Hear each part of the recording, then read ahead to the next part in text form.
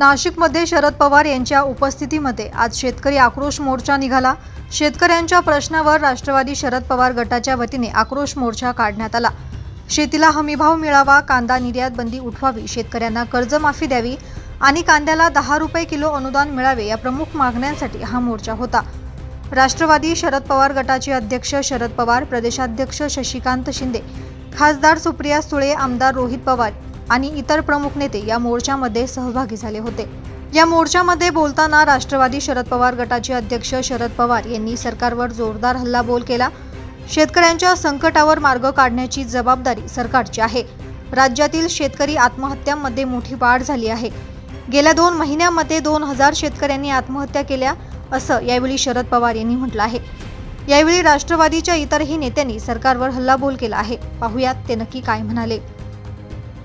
एकच वाक्य सांगितलेलं आहे, साहेब खडे तो सरकार से बडे। याच्या पलीकडे काय नाही आहे। आणि मग या देशातल्या आणि महाराष्ट्रातल्या शेतकऱ्यांनी दुसऱ्याकडून कुणाकडून अपेक्षा करायची की फक्त आणि फक्त महाराष्ट्रातले आणि देशातले शेतकरी आज शरद पवार साहेबांच्याकडून जाईल। या राज्यातल्या शेतकऱ्यांना पवार साहेबांच्याकडून फार मोठी अपेक्षा आहे, कारण आज तो फार प्रचंड मोठ्या संकटाला तोंड देतोय। सोयाबीनचा शेतकरी संकटात आहे, कांद्याचा शेतकरी संकटात आहे, कापसाचा शेतकरी संकटात आहे। या राज्यातले सगळे शेतकरी आज संकटात आहेत। मागच्या 7, 8, 10 महिन्यात अतिवृष्टी झाली, त्याची नुकसान भरपाई सरकारने दिलेली नाही। प्रचंड मोठ्या प्रमाणात दोन्ही विभागात, मराठवाड्यात आणि विदर्भामध्ये आत्महत्येचं शेतकऱ्यांचं प्रमाण वाढायला लागलेलं आहे। आदिवासींच्यावर प्रचंड अन्याय होतोय, आदिवासींचे पैसे देण्यात आलेले नाही। आमच्या आदिवासी भगिनी या ठिकाणी टोपलीत त्यांनी निर्माण केलेलं जे पीक आहे ते घेऊन इथं आलेले आहेत। सरकारला जाग आणण्यासाठी त्या इथं आलेले आहेत। आज आदिवासी बांधवांच्याकडे देखील सरकारची बघण्याची दृष्टी कशा पद्धतीची आहे हे आपण सगळे जाणता। आणि म्हणून महाराष्ट्रातल्या शेतकऱ्यांनी हा आक्रोश मोर्चा काढलेला आहे।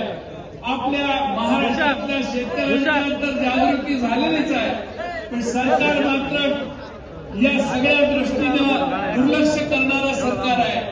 सरकारला कर्जमाफी करायची नाही। 7/12 कोरा कोरा कोरा सांगणारं सरकार आता कर्जमाफीबद्दल बोलत नाही। तिघांचं सरकार एकमेकावर जबाबदारी ढकलत आहे। आपल्याला महाराष्ट्रातल्या शेतकऱ्याला दिलासा द्यायचा असेल तर अतिवृष्टीने संकटात आलेल्याला ताबडतोब मदत मिळवून देणं आणि महाराष्ट्रातल्या शेतकऱ्यांचा 7/12 कोरा करून घेणं हे आपल्या सगळ्यांच्या दृष्टीनं महत्वाचं आहे। आणि म्हणून आज पवार साहेबांच्या नेतृत्वाखाली या ठिकाणी नाशिकात हा प्रचंड मोठा मोर्चा आपल्या सर्वांच्या समोर निघालेला आहे। मला खात्री आहे की राज्याचं सरकार जागा होईल। राज्याच्या सरकारने निवडणूक येण्याच्या आधी जी आश्वासनं दिली त्यातली कोणती आश्वासनं पूर्ण करत नाहीये सरकार। किमान आमची अपेक्षा आहे की महाराष्ट्रातल्या शेतकऱ्याला तरी फसवू नका। 7/12 कोरा कोरा करण्याची तुमची जी घोषणा आहे ती पुढच्या महिन्यात 2 महिन्यात सत्यतेत आणण्याचं काम महाराष्ट्राचे मुख्यमंत्री आणि त्यांच्या मंत्रिमंडळाने करावे अशी मी अपेक्षा करतो। आणि प्रचंड मोठ्या संख्येनं आपण इथं खानदेशातून, मराठवाड्यातून, पश्चिम महाराष्ट्रातून इथं आला त्या सर्व शेतकऱ्यांचे आणि कार्यकर्त्यांचे आभार मानतो आणि माझं लावलेलं भाषण पूर्ण करतो। धन्यवाद। शेतकऱ्यांचा जाणता आदरणीय पवार साहेबांच्या या महाराष्ट्रामध्ये खऱ्या अर्थाने शेतकऱ्यांची तळमळ असणारा जाणता राजा म्हणून आदरणीय पवार साहेबांकडे आपण पाहतो। आज या ठिकाणी तमाम शेतकरी बांधव आपल्या न्याय हक्काच्या लढाईसाठी या ठिकाणी जमलेले आहेत। मी आपल्याद्वारे सरकारला सांगू इच्छितो, झोपलेल्या सरकारला सांगू इच्छितो की आता तरी जागे व्हा। ये तो टेलर आहे, पिक्चर अभी बाकी आहे। प्रत्येक जिल्ह्यामध्ये अशा पद्धतीने आंदोलन केल्यानंतर तुम्हाला जाग आल्याशिवाय राहणार नाही। त्यामुळे कर्जमाफी असो, कांद्याचा भाव असो, दुधाचे भाव असू, शेतकऱ्याला त्या ठिकाणी जो शेतकरी माझा अन्नदाता शेतकरी आहे, त्या अन्नदाता शेतकऱ्याला आज उपासमारीची वेळ आलेली आहे. तरी मी आपल्याद्वारे या झोपलेल्या सरकारला सांगू इच्छितो, आता जागे व्हा, आमचं 7-12 कोरा करा, आमच्या शेतीमालाला हमी भाव द्या. आमच्या आता अवकाळी पावसामुळे महाराष्ट्रातील तमाम लोकांचं नुकसान झालेलं आहे, त्यांना तात्काळ मदत द्या. नुसती मदत घोषित करू नका, त्यांना त्या ठिकाणी तात्काळ मदत दिली पाहिजे. आज कांद्याची परिस्थिती काय, आज 7 रुपये 8 रुपये कांदा जातोय, त्यामुळे कांद्याचे भाव सुद्धा तात्काळ वाढले पाहिजे. दुधाची परिस्थिती पहा, कपाशीची पहा, सर्व शेतीमालाला हमी भाव मिळाला पाहिजे. ही मागणी या ठिकाणी करण्यासाठी सर्व शेतकरी बांधव या ठिकाणी आलेले आहेत. मी सर्व शेतकऱ्यांना धन्यवाद देतो की असाच एकजुटीने या पुढील कालखंडामध्ये आदरणीय पवार साहेबांच्या नेतृत्वाखाली, राष्ट्रवादी पक्षाच्या नेतृत्वाखाली आपल्याला या पुढील कालखंडामध्ये शेतकऱ्यांसाठी लढा उभा करायचा हेच या ठिकाणी सांगतो. आदरणीय पवार साहेबांचा, आदरणीय पवार साहेबांचा, शेतकऱ्यांचा कळवळी आदरणीय शरदचंद्रजी पवार साहेबांचा आक्रोश मोर्चा काढलेला अध्यक्ष शशिकांत शिंदे साहेब व सर्व नेते, मान्यवर, पदाधिकारी आणि या सर्वांबरोबर आपण सर्वजण मोठ्या संख्येने आलात, त्यासाठी मी मनापासून आपल्या सर्वांचे आभार व्यक्त करतो. ही भूमी प्रभू रामचंद्रांची भूमी. प्रभू रामचंद्रांनी आपल्या सर्वांना काय सांगितलं होतं, प्राण जाय पण वचन न जाय. आणि हे सरकारने खास करून बीजेपीचे सर्व नेते इलेक्शनच्या काळामध्ये प्रभू रामचंद्रांचं राजकारण करतात, त्यांचं नाव वापरतात. पण इथं असताना प्रत्येक शेतकरी, युवा, विद्यार्थी, कष्टकरी, महिला या सरकारला विचारते की इलेक्शनच्या काळामध्ये तुम्ही प्रभू रामचंद्रांचं नाव घेतलं, तुम्ही नावाचा वापर केला, पण त्यावेळेस तुम्ही जे वचन दिलं होतं त्या वचनाचं काय झालं, काय वचन दिलं होतं, काय शब्द दिले होते. या सरकारच्या सर्व नेत्यांनी कर्जमाफीबद्दल बोलले होते का नव्हते? मी मागच्या मागे असलेल्या सर्व शेतकऱ्यांना विचारतो, या सर्व नेत्यांनी काय सांगितलं होतं, शेतकऱ्याला कर्जमाफी देणार का नाही देणार? भावांतर योजना आम्ही आणू, आमच्या लाडक्या बहिणींना 2100 रुपये देऊ, आमच्या युवांना नोकऱ्या देऊ, विद्यार्थ्यांसाठी योजना आणू, महिला सुरक्षिततेच्या बाबतीत आम्ही कहतो योग्य असे ठोस निर्णय घेऊ. पण या सरकारने या बाबतीत सर्व दुर्लक्ष केलं. का या सरकारला असं वाटतं की आमच्याकडे खूप सारे आमदार आहेत, आमचं कुणी काय वाकडं करू शकत नाही, आम्हाला कुणी काय अडचणीत आणू शकत नाही. पण या सरकारमध्ये जो घमंड आलाय, जो मान चढलाय या सरकारला, हा आज उतरायचा का नाही उतरायचा? मग आपल्या हक्कासाठी आपल्या सर्वांना रस्त्यावर आल्याशिवाय जाणार नाही. त्यामुळे या सरकारने आपल्या सर्वांना फसवलंय. सरकारमध्ये असणारे नेते म्हणतात योग्य वेळेस आम्ही शेतकऱ्याला कर्जमाफी देऊ. अहो, दिवसाला 8 शेतकरी आत्महत्या करतायत. 5 वर्षामध्ये 14,000 शेतकरी आत्महत्या करतील. या सरकारमधल्या नेत्यांना असं वाटतं 2029 इलेक्शनच्या आधी आपण कर्जमाफी देऊ आणि कर्जमाफी दिल्यानंतर आपण परत एकदा सत्तेत येऊ. पण या 5 वर्षामध्ये जर या 12-14,000 शेतकऱ्यांनी आत्महत्या केली तर या आत्महत्येला कोण जबाबदार असणार आहे? पूर्णपणे हे सरकार जबाबदार असणार आहे. काही दिवसांपूर्वी पेपरमध्ये आपण सर्वांनी जाहिराती बघितल्या, देवा भाव म्हणून. अहो तिथं बेनामी जाहिराती या लोकांनी दिल्या.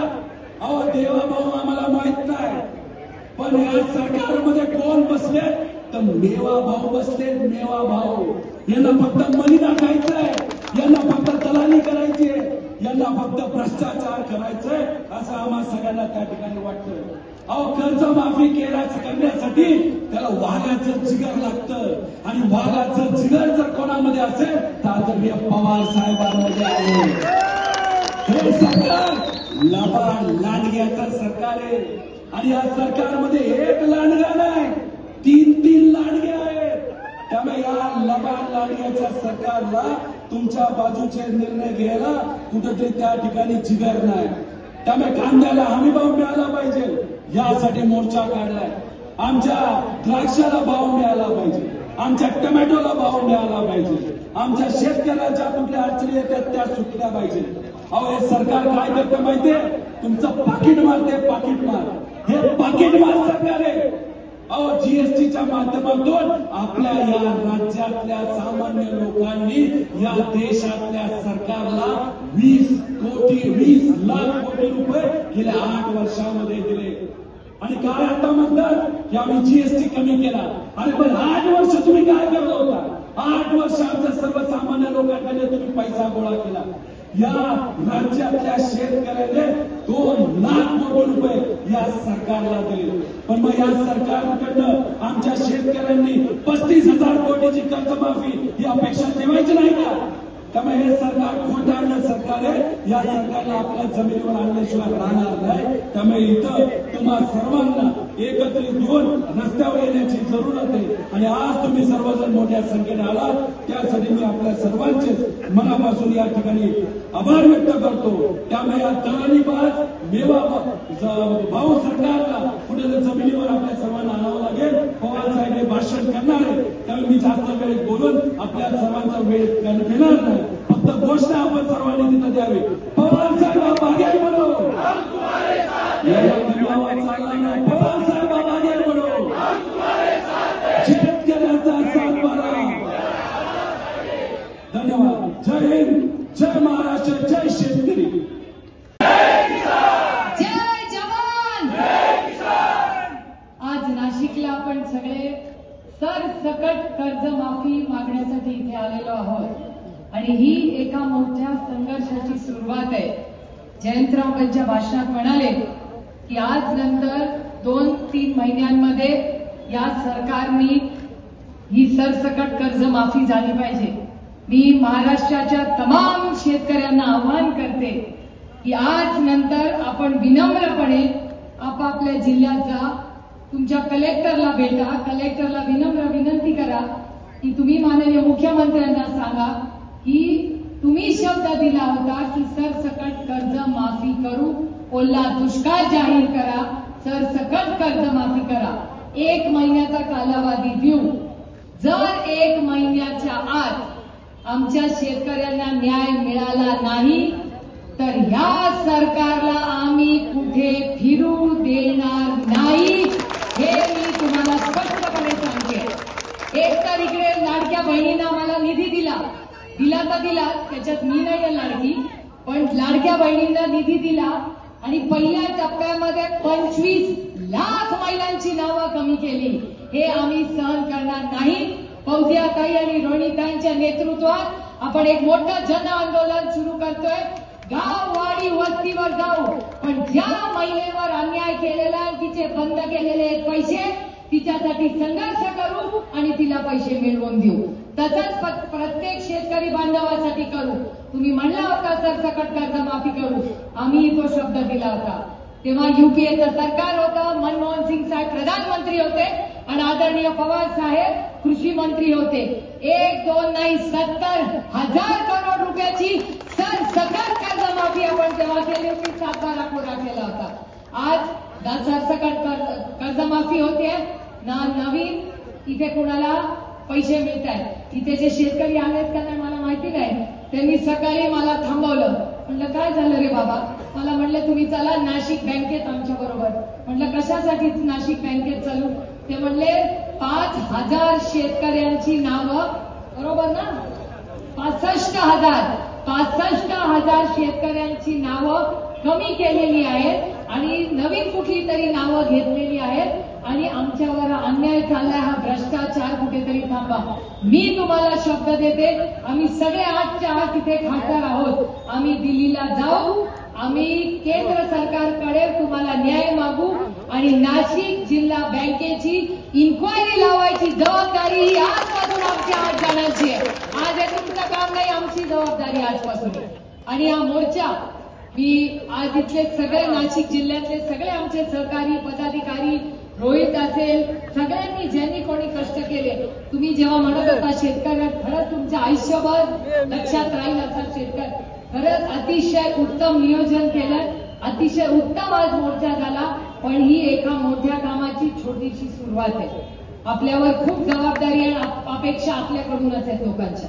त्याच्यामुळे आजपासून प्रत्येकाने ज्याच्याची अडचणीत आहे, मग बँकेत असेल, त्याची इन्शुरन्स असेल, कुणाचंही काम आज नंतर प्रत्येकाला वाटलं पाहिजे की मला न्याय देणारा कुठला पक्ष आहे, तर तो राष्ट्रवादी काँग्रेस पक्ष आहे. आणि आदरणीय पवारसाहेब त्यांचे सगळे आपण केलेला की न्याय मिळवून द्यायची जबाबदारी आपल्या सगळ्यांवर आहे. आम्ही 8 खासदार तुमच्या वतीने कृषी मंत्र्यांना भेटू, माननीय प्रधानमंत्र्यांना भेटू आणि देशातल्या अन्न खात्यात सगळ्या मंत्र्यांना भेटू आणि तुम्हाला न्याय मिळाल्याशिवाय आम्ही स्वस्थ बसणार नाही. आणि जोपर्यंत मी पुन्हा सांगते, 1 महिना प्रेमाने आदराने विनंती करत राहू, पण 1 महिन्यानी जर या देवाभाऊच्या सरकारने सरसकट कर्ज माफी दिली नाही तर आम्ही मंत्र्यांना महाराष्ट्रात फिरू देणार नाही. त्यामुळे आज हे चांगलं नियोजन केलं, याबद्दल सगळ्यांचे आभार मानते आणि शब्द देते तुम्हाला की हा काळ्या मातीशी इमान राखणारा, तुमच्या माझ्या अन्नधान्याचा प्रश्न सोडवणारा हा शेतकरी आहे. तोच या भारताचा आणि महाराष्ट्राचा कणा आहे. तुमचा शब्द आम्ही कधी पडू देणार नाही. कितीही आम्हाला आंदोलनं किंवा कष्ट करायला लागतील ते करू, पण तुम्हाला न्याय मिळवून दिल्याशिवाय आदरणीय पवार साहेबांचा हा पक्ष आणि तुमचा माझा पक्ष हा स्वस्थ बसणार नाही. एवढीच ग्वाही देऊन आपली रजा घेते. जय हिंद, जय महाराष्ट्र, जय जवान, जय संविधान. आदरणीय साहेब, सुप्रियाताई पटवर्धन, सर्व मान्यवर मंडळी, उपस्थित मान्यवरांच्या कार्यक्रमात एक खासदार फक्त नाशिकमध्ये आहे, ना आमदार. नाशिकच्या शेतकऱ्यांनी काय ठरवलं, हा जनसागर आज पाहायला मिळाला. मनापासून आपल्या सर्वांचं स्वागत करतो. ही लढाई आहे, महाराष्ट्राच्या शेतकऱ्यांची लढाई आहे. ज्या मुख्यमंत्र्यांनी निवडणुकीच्या अगोदर 7-12 कोरा कोरा कोरा अशा प्रकारचं आश्वासन दिलं आहे. आमची मागणी एवढीच आहे, आता तुम्ही 7-12 कोरा कोरा कोरा करा, एवढीच मागणी करण्यासाठी आपण आलेला. आणि त्याबरोबर योग्य वेळी आम्ही कर्जमाफी करू म्हणून सांगताय. महाराष्ट्रामध्ये मे महिन्यापासून पाऊस प्रचंड पडतोय. आजही जालना, परभणी आणि लातूर वगैरे परिसरामध्ये महापूर आलेला आहे. खरीप गेला, रब्बी गेला, शेतकरी या ठिकाणी हवालदिल झालेला आहे. या शेतकऱ्यांच्या संदर्भामध्ये सरकारला बघायला मिळेल नाही. माझी विनंती आहे, हा मोर्चा आहे, ही सुरुवात आहे. पत्रकारांना सांगू इच्छितो, या कांद्याने भले भल्याची सरकार पाडलेली आहे. शेतकऱ्यांचा तळतळा बाहेर काय आहे, गेल्या काही वर्षापासून महायुतीचा एकही मंत्री, कृषी मंत्री या ठिकाणी स्थिर बसलेला नाही. जोपर्यंत शेतकऱ्यांचा कर्जमाफी होत नाही तोपर्यंत या मंत्र्याला आणि महायुतीला तडतडाट लागेल. अशा प्रकारची या ठिकाणी इशारा देतोय. साहेब खडे तो सरकार से बडे. एकच सांगतो, साहेबांना विनंती करेल, महाराष्ट्राच्या कानाकोपऱ्यातून शेतकरी आलेला आहे. एकच विनंती, एका ठिकाणी फक्त तुम्ही खुर्ची टाकून बसा. आता महाराष्ट्र शेतकऱ्यांच्या मध्ये अलगार करेल आणि इतिहास करेल, हे सरकार तरी जाईल, नाही 7-12 तरी कोणा करेल. आज कांद्याला जी काय अडचण निर्माण झाली त्याच्यात काय बोलतील. आणि एवढंच सांगतो, बहात्तर कार्यकर्त्यांना विनंती करेन, आलेल्या शेतकऱ्यांना विनंती करेन, जर सरकारने कर्जमाफी केली नाही तर एक सरकार घालवायचा, अशा प्रकारचा इशारा या ठिकाणी देतो. जय हिंद, जय महाराष्ट्र. सुप्रियाताई, मंचावर असलेले सर्व आमचे सहकारी, मोठ्या संख्येने उपस्थित असलेले सर्व शेतकरी आणि उपस्थित सर्व बंधू भगिनी, आपल्याला माहिती आहे की विधानसभेच्या जेव्हा निवडणुका झाल्या 1 वर्षापूर्वी, त्या निवडणुकीच्या प्रचाराच्या वेळेस भारतीय जनता पार्टीचे नेते देवेंद्र फडणवीस हे आपल्या उमेदवाराच्या प्रचाराच्या सभेमध्ये महाराष्ट्रातील शेतकऱ्यांना आश्वासन देत होते की महाराष्ट्रामध्ये भारतीय जनता पार्टीचं सरकार आलं तर मी शेतकऱ्यांचा सातबारा कोरा करेल, शेतकऱ्यांचा सातबारा कोरा करेल, शेतकऱ्यांचा सातबारा कोरा करेल. झाला का सातबारा कोरा? आज या सर्व शेतकऱ्यांची आदरणीय शरद पवार साहेबांच्या नेतृत्वाचा मोर्चा निघालाय. सगळ्यात पहिली मागणी आहे की या सरकारने शेतकऱ्यांचा सातबारा कोरा करावा.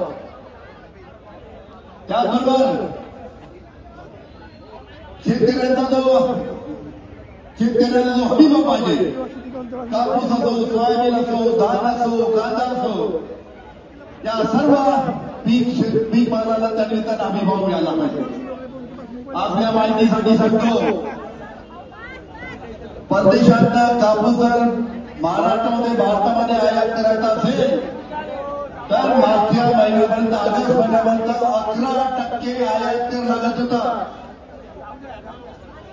या सरकारने हा 11% आयात कर मागच्या 1 महिन्यापूर्वी ऑगस्ट महिन्यामध्ये रद्द केला